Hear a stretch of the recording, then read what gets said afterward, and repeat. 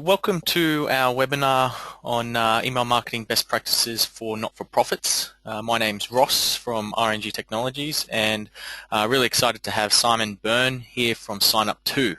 So SignUp2 is a email marketing service provider in Brisbane. So they have a software solution to help not-for-profits, and then also do some consulting and some extra help with managing and running email marketing campaigns.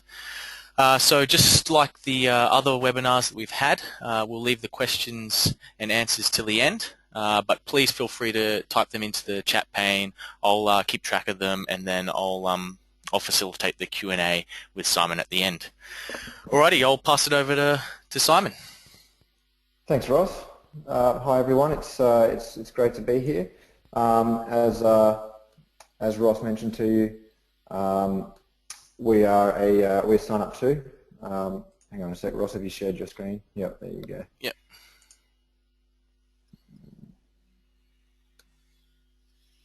Cool.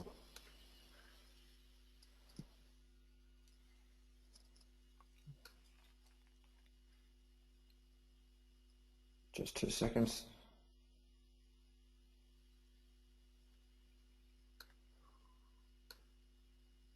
Okay, so we are SignUp2. We're an email marketing company. We work with not-for-profits and businesses as well, all around Australia, both as a software provider and also as a service provider. So we have our own platform that our clients use to manage their own email marketing, as well as SMS and social media marketing. And we also work in more of a consultative role with our clients throughout Australia, so actually helping them to do the best email marketing that they can, driving results and helping them to reach more people and get better performance out of their emails. So there's a few of the not-for-profits that we work with in Australia on the screen there, and we also do a lot in the private sector as well. What I wanted to do today was just run you through a bit of a 101 on email marketing best practice, starting off with getting to know your audience, knowing who your subscribers are, what groups they fall into, and how to use that information to personalize your email marketing campaigns. I'll then touch on how to actually make it into the inbox. As you may have experienced, it's a bit of a science to actually even get your emails through to the right people, so we'll be touching on that. Optimizing your open rate so that people are actually opening your emails when they receive them, and then how to get people clicking through to your website, which is ultimately the end goal of every email you send out. And then just a little case study at the end of how you can think outside the box using email as a sort of more custom solution. So first of all is collecting data. Now what we mean by collecting data is how are we facilitating the sign up of new subscribers. So that can happen in a number of places. The obvious one is front and center on your homepage with a simple subscribe to our newsletter type message, and that's what we see fairly commonly. Most not-for-profits that we work with will have something like that on their homepage. Now the fundamental thing here is to make that initial sign-up process as quick and easy as possible. So if you've got a subscribe button on your homepage, for example, and if that button clicks through to a long convoluted form where people have to provide 1,000,001 details just to subscribe, you're going to get a very low conversion rate of people that actually end up going all the way through that process and filling out the form.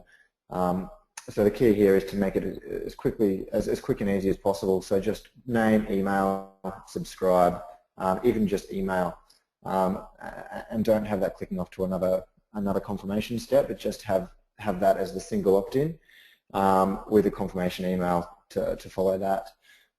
You can then ask for more information later. So get them on board, they've signed up, and then maybe further down the track you can ask for more information with something like an update your details campaign or an incentivized campaign to to collect those additional details like date of birth, area of interest, all that sort of jazz. It's also important to think beyond the homepage. There are other ways and other points where you should be collecting data. So first of all, other pages on your website. Ideally, you'd have a side column that has a subscribe option so that it's always visible no matter what page someone's on your website. You can then have a subscribe option as part of your contact us process. You should always be making it possible for people to subscribe to hear from you if they want to. Beyond your website, there's things like social media.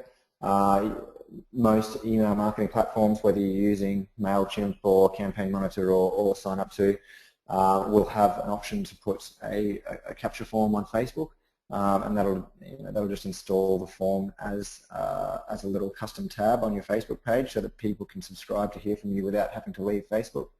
And then you can obviously do your own posts to drive people to that tab.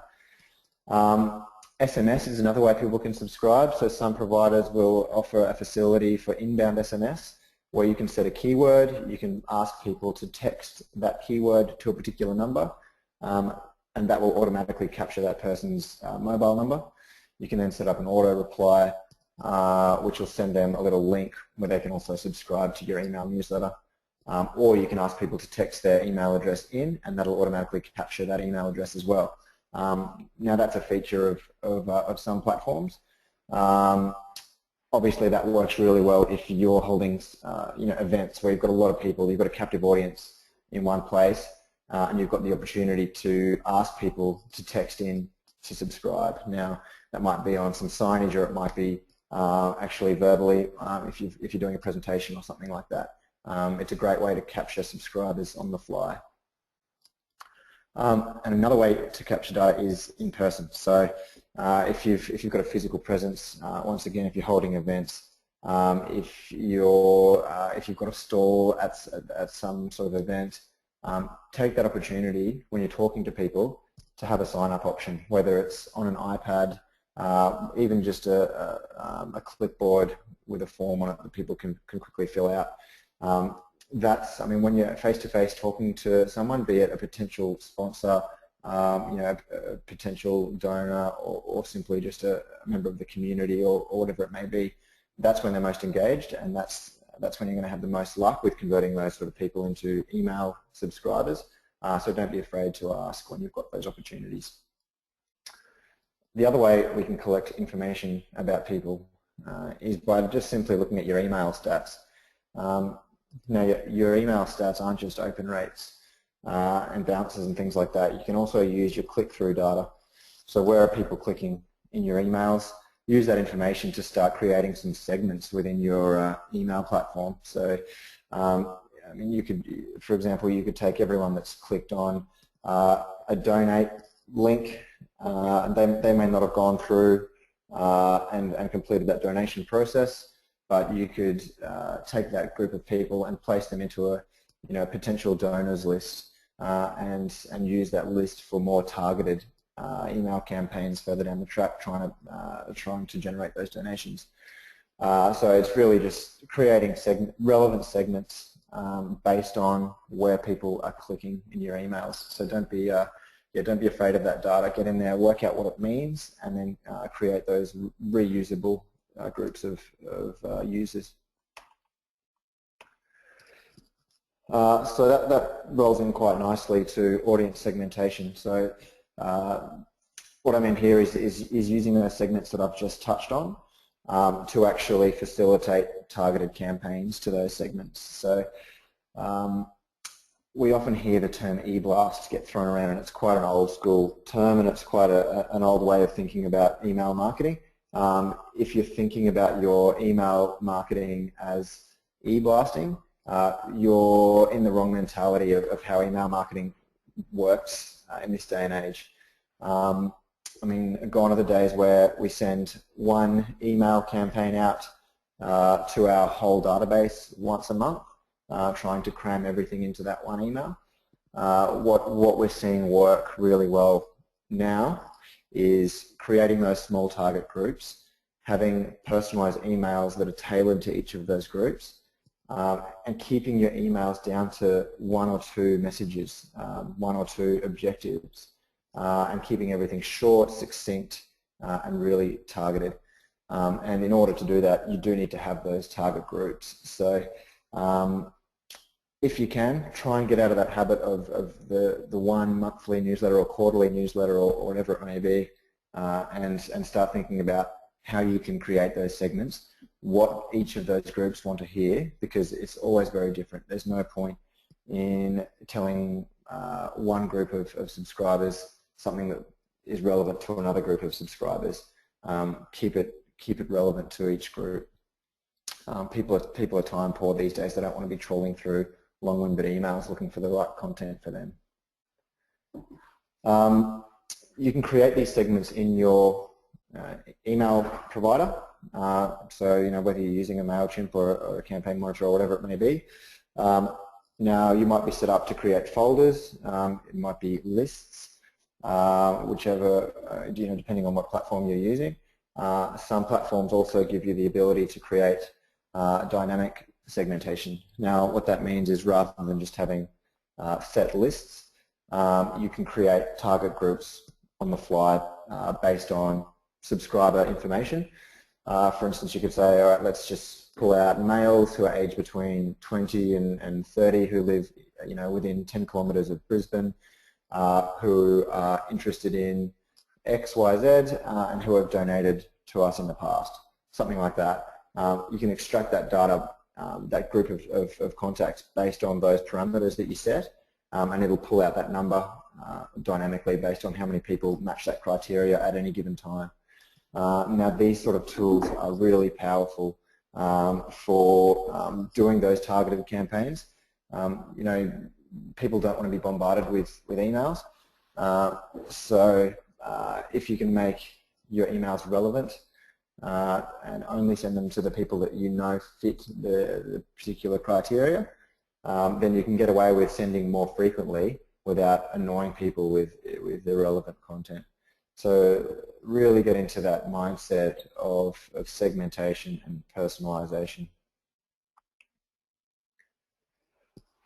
So personalisation, when we talk about personalising emails, it can mean a number of things. The main thing is just keeping it, keeping the general message tailored to the group or to the subscriber base that we're contacting, as I've just been talking about. But you can also personalise by pulling fields of data into your emails dynamically. So things like first name. So we should always be addressing people by their name in our emails. So I mean, every email marketing provider, whichever platform you're using, will have a tool where you can pull personalisation into the email, just to add that nice personal touch. Hi John, hi Sandra, whatever it may be. We notice that you're interested in X. That could be another data field that you're pulling in, and that just creates that little personal touch that makes people a bit more responsive to your emails and just gives a bit of personality to your brand. Now the obvious ones, a name, maybe membership number, something like that. But you can also get a bit creative, create your own custom fields within your email provider. It might be something like last donation that pulls in automatically from whatever software you're using for your donations, or it could be a manual upload process where you upload that information. But by pulling information like that into your emails, you can set up automated thank you emails for people that donate. It could be an automatic reply that says, "Hi John, we just received your donation of $200. Thank you so much for your support. We really appreciate it." That kind of stuff is just so good for supporter engagement and creating that loyal following.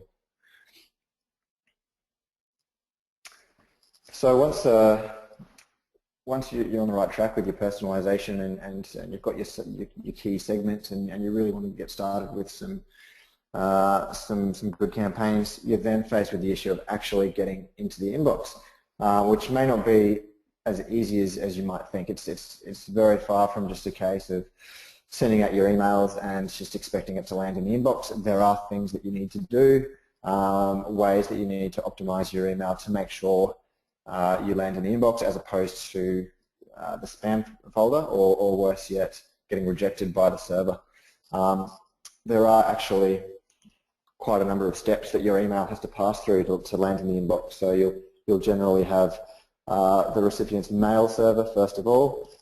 There may then be a third-party spam filter in between the server and the inbox, and then there's the email client itself. So whether it's Gmail or Outlook or whatever the recipient is using, they'll have their own spam filters as well. So there's a lot of blockers in the way. They're trying to shut down your email before it makes it into the inbox. So what I'll do is run through a few best practices, things, boxes you can tick just to make sure your delivery rates are as high as they can be, and you're actually getting eyes on your emails, because there's nothing worse than sending a campaign out and having no one see it. So there's a number of things that affect your delivery rates. One of them is data quality. So when I say data quality, I mean who are your subscribers, where have they come from, are they real email addresses, are they real people who have opted in to hear from you. Number one rule of email marketing: never ever buy a list. There are list companies out there who will sell you a list. They'll tell you it's opt-in. They'll say these people are, have said they want to hear from you. They'll say it's legal. All that sort of stuff. It's not legal. It doesn't comply with spam laws. It doesn't comply with privacy laws. And at the end of the day, it damages your deliverability. So don't go buying a list. Always take the time and effort to grow your subscriber list organically. What happens if you do have bad data, so email addresses that no longer exist, people that haven't subscribed? What you're going to get is a high bounce rate. Now, when you start getting those bounces, what happens is what's called your sender score starts dropping. Now, that's a sort of reputation score out of 100 that every IP address is allocated. Now, when that starts to drop, email clients and spam filters will look at your emails and start marking you as suspicious. So if you're sending out an email newsletter to 10,000 people, a whole lot of them start bouncing. Other email clients are going to start putting up red flags, and it's going to make it very difficult for you to reach even people who have legitimately subscribed. So just make sure that your list is clean, it's up to date. It's always good to run a reactivation campaign every now and then just to clean out your data, make sure that people who are no longer at that address or no longer interested in hearing from you have that opportunity to unsubscribe easily, so that they're not just bogging down your data.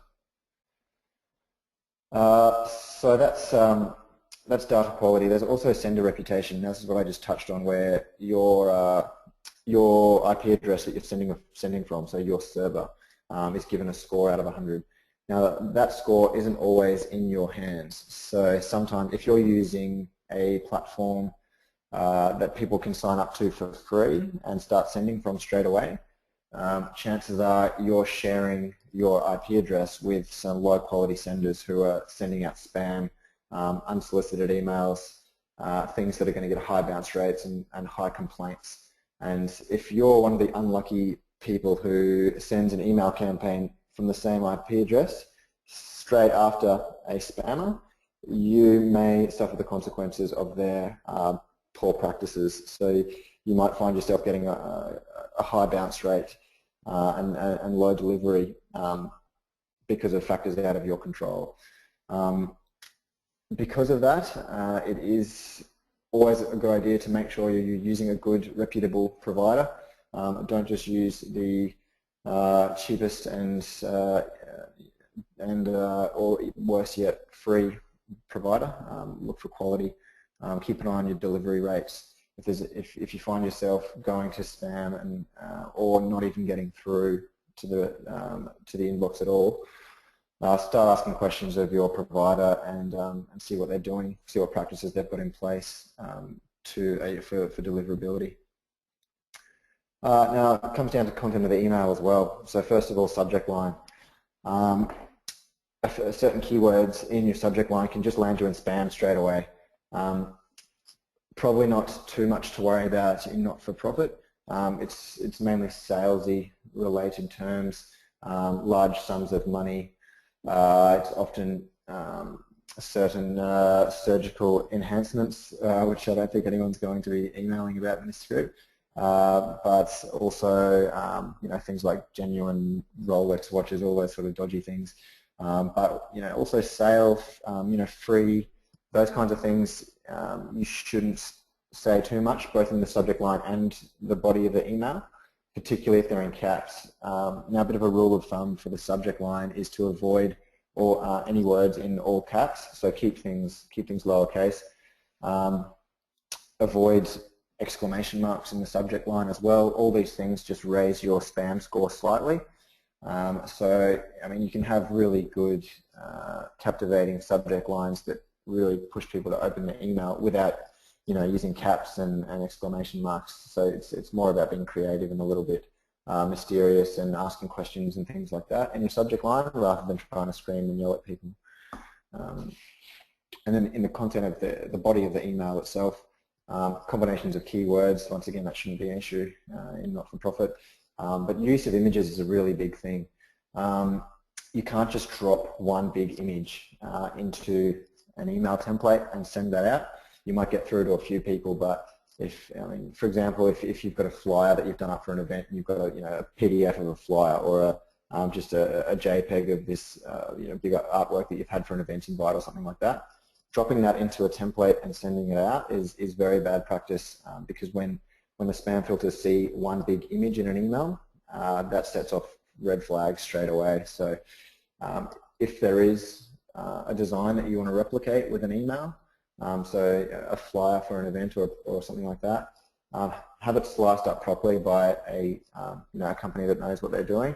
So that means slicing the image up into little components, putting what's called alt text behind each image to give a description of what it is before images are downloaded, adding multiple links to different sections of the image and that type of thing, and that's going to give you much better delivery rates than just dropping one big image into the template. Also image to text ratio, so if you've got too many images and not enough text in your email, that can set off alarm bells as well. So try to have plenty of text in there to accompany your images. There's also creating a plain text version of your emails. So most email platforms will have an option to create a plain text alternative. That's just simple text, there's no HTML, there's no images, and that's just a sort of fallback for people that don't have HTML turned on for whatever reason.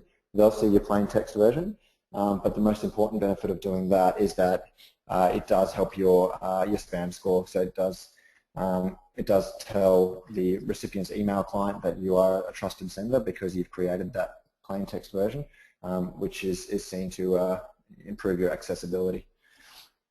And then it's also just the quality of your code. So if you're using a pre-built template in MailChimp or Campaign Monitor or Sign-Up2, you know that template is properly built and it has good solid HTML. So you don't need to worry too much about that. But if you're having emails coded for you by your web team or by a third-party provider, and they're not coded properly and there's some issues with the formatting of the HTML, that can also trigger spam filters as well. So just make sure it's being done properly for you. So once you're in, you then have to get people to click through to your website, and that should be the goal of every email that you send out is to get people clicking through. If you ever find that you've composed an email, it's ready to send, and there's no call to action at the end of it and no opportunity for people to click anywhere, you really need to ask yourself what is the purpose of this campaign. If it is just to save the date or some sort of awareness message that doesn't necessarily require action, there's still an opportunity there to have people click to register their interest, click through to your Facebook page, whatever it might be. Always have that call to action there so that people have a way to engage with your brand, because that's just meaningful data that you can collect, and the more information you can collect on people, the more powerful your emails can be in the future.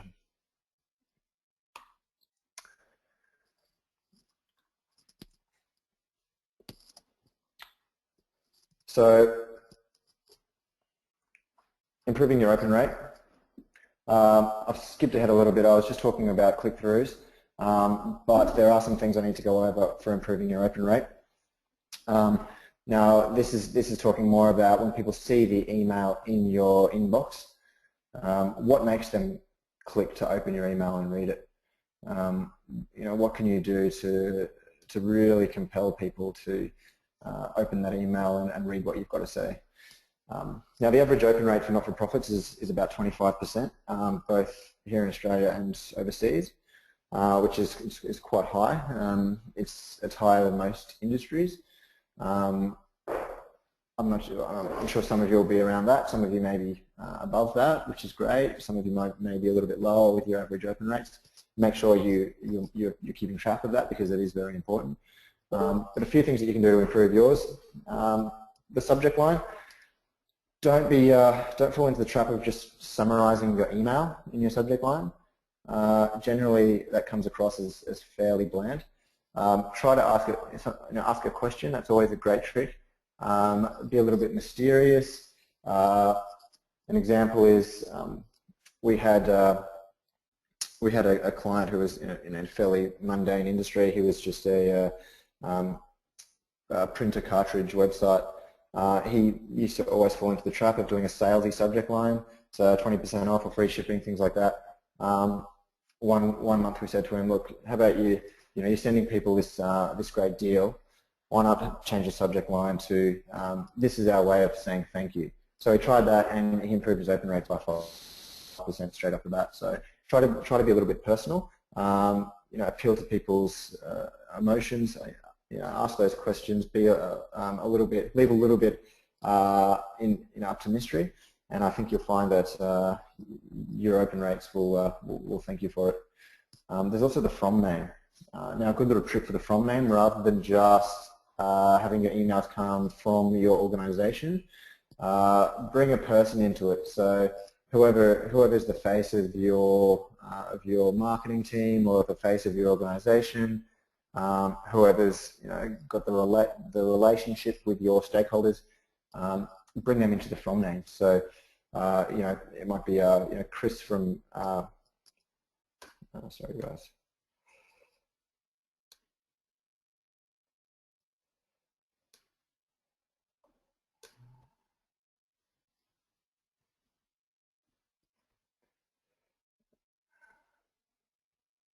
Sorry, I'll just go back to my spot here.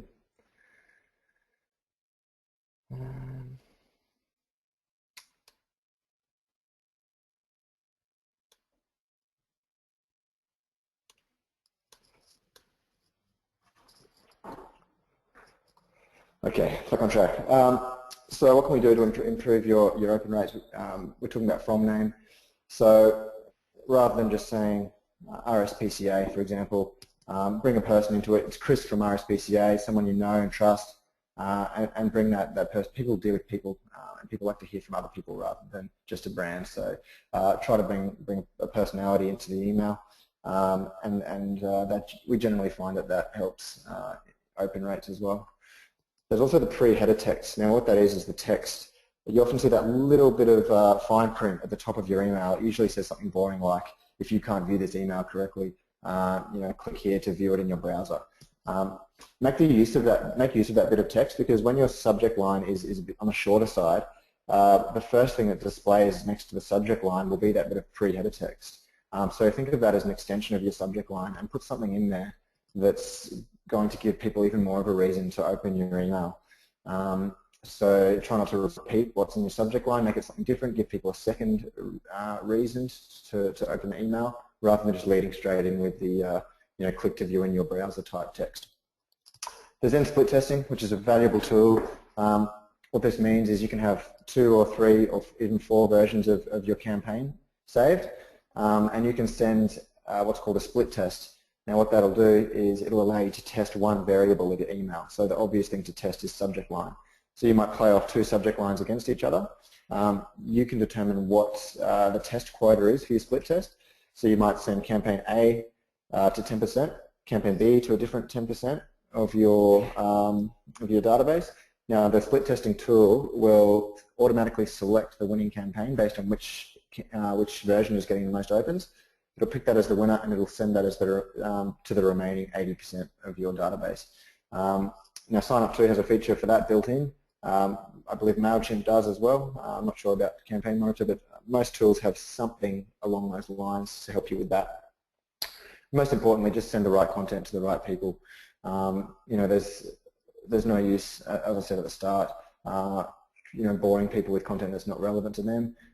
If the subject line doesn't ring any bells or doesn't tick any boxes for the user, why are they going to open it? So once again, it comes down to that personalisation, tailoring your messages to the right groups. Now getting clicks. So I jumped the gun and started talking about this before, but this should be the core objective of every campaign is getting people to click through to your website. But how do we go about doing that is the question. First and foremost, design for mobile. It's up to about 55% now of all email opens that occur on mobile. So more people opening your emails on their phones and on their tablets than they are sitting at their computers. So to design and create your emails with that in mind. So that means short content. Keep it relevant and short. Use of images. People love, it's a natural reaction for people to click on images when they see them. Particularly with the smartphone, when they're scrolling down with their thumb, they see an image that appeals to them, they'll click it. So don't be afraid to use images and link those images to content on your website. Every article or every section of your email campaigns should have a call to action, preferably a button because they're a lot more clickable, particularly on a phone. Nice big buttons that people can easily click with their thumbs. Keep each article short.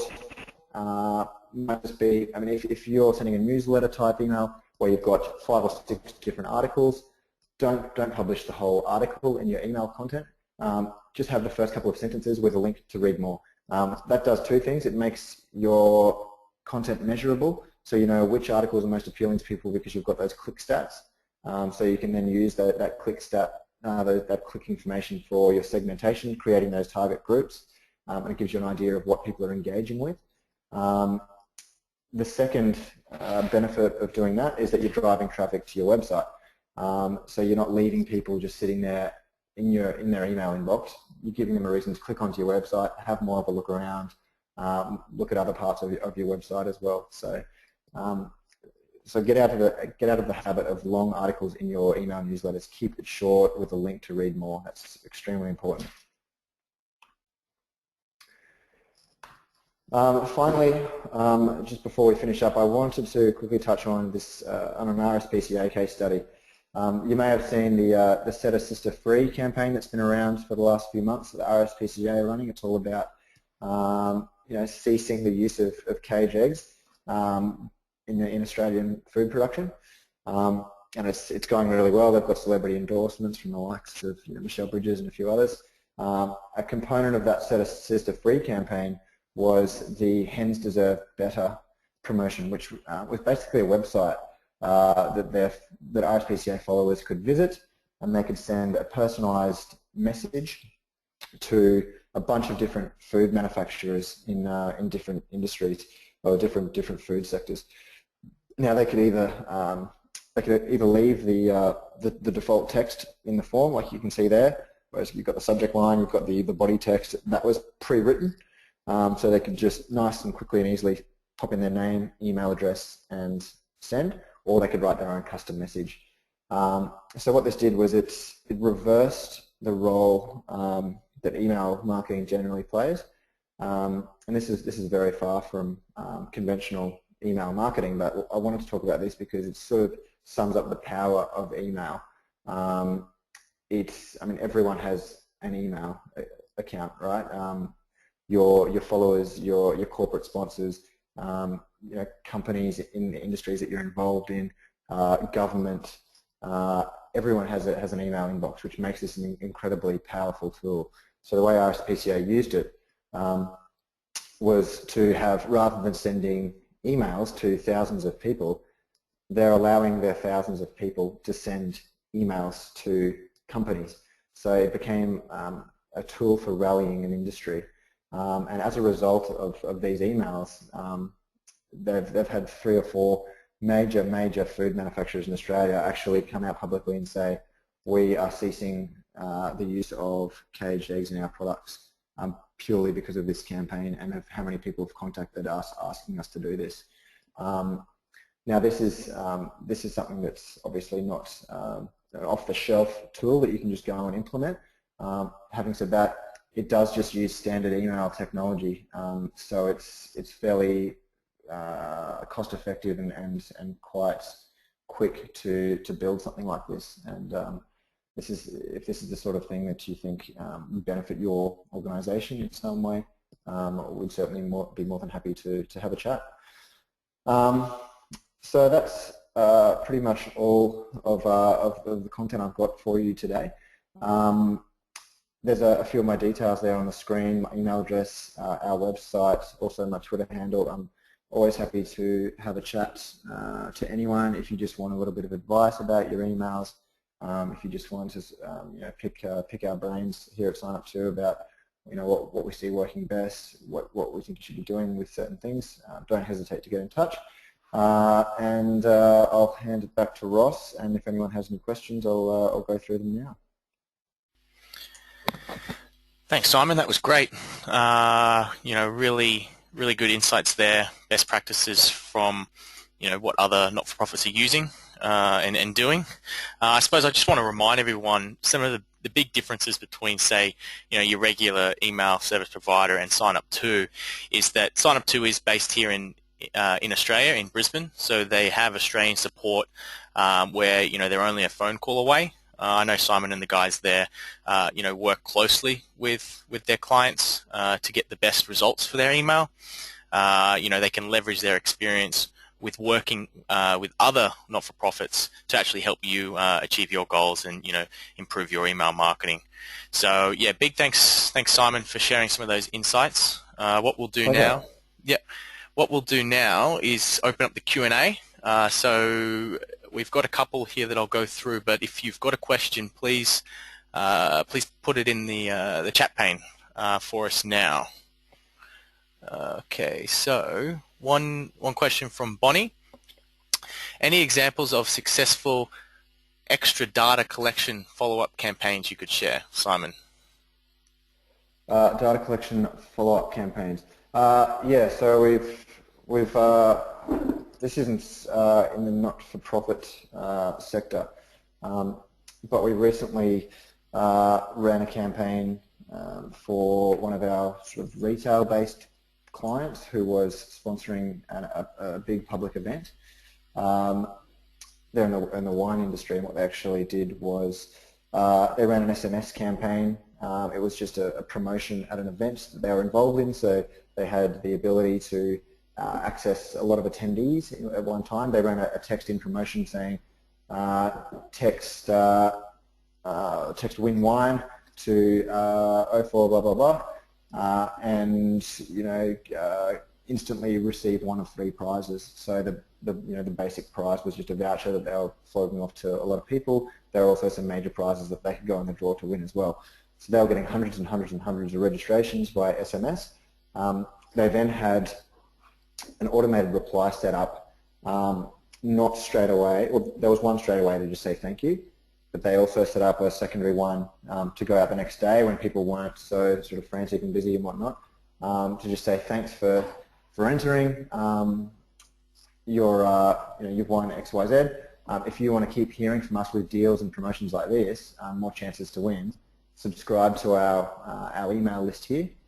So it was just a little link. They click that from their phone. They go off to a little form. They put in their email address, their name, etc. And bam, they're on the email list. That's all automated. And from there, that triggered a sequence of emails over the course of a couple of weeks, which just went into a bit more detail about the company, about their products. And then from there, they then had this captive audience of users who were then in a position to to be marketed to for other purposes. And then that same company is quite good at then running update your details campaigns where they give something away in exchange for more information about people. I know that's harder to do in not-for-profit, but you have to sort of think about what do you have, what value do you have, why do your supporters engage with you, and use that unique position or that whatever you have of value, and it could just be something like a free attendance to an event that you're running.